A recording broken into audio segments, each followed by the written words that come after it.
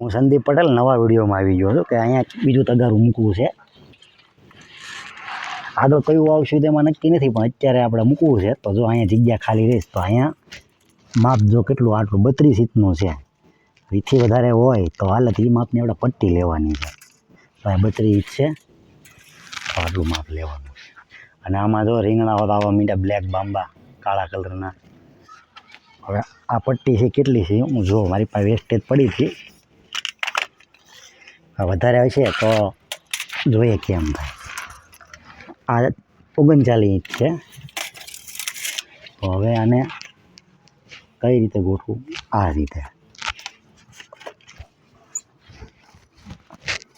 રીતે આવી જાય. હવે જો આ રીતે હવે અહીંયા પટ્ટી મૂકવાની છે ક્રોસમાં આ બાજુ. તો એ તમને ખરું કેવી પટ્ટી અહીંયાથી. તો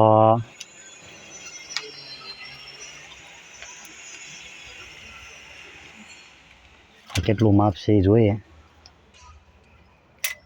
આ 23 ઇંચ છે. હવે 23 ઇંચ આપણે ગમે ત્યાં સપોર્ટ માટે જ ગોઠવવાની. આનું બહુ આપણે મજબૂતાઈ નથી જોવાની, આની ખાલી આધાર રહે. જો આ રીતે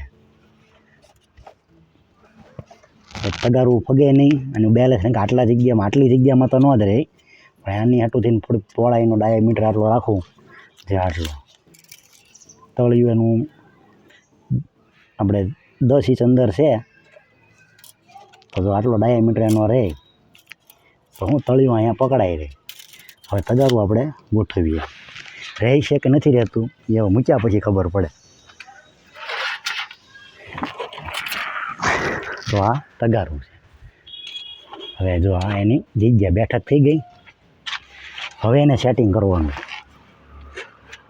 જો આવી રીતે જો આ તગારું આવી ગયું. આ આટલી જગ્યા એનું પાઇપનું ફિટિંગ છે, પાણીનું કનેક્શન છે અહીંથી આવશે. તો હવે એનું માટે કટર જોઈશે અને બોટલ અને નોઝલ. એનું માપ છે આપણે અહીંથી લેવાનું. અહીંથી તે અહીંયા લઈએ. એટલે એ પાઇપનું માપ આપણે લઈએ કેટલુંક છે. આ છે 15 ઇંચ. તો 15 ઇંચનું કટિંગ કરવાનું છે.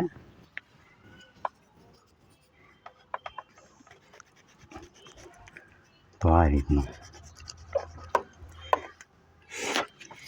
પાઇપ તો મારી પાસે વેસ્ટેજ પડી જ હોય. હવે આ બોટલ પડી છે એના 3, જો આ 1 અને આ 2 પોઈન્ટ છે. જો કાળી રાઉન્ડ લીટી છે.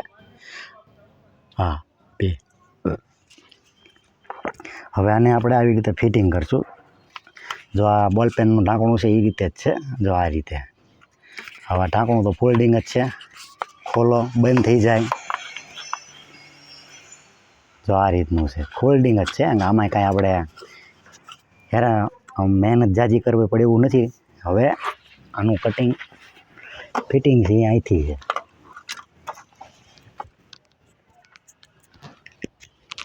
જો આનું બોલપેન ઉપરનું ઢાંકણું છે. હવે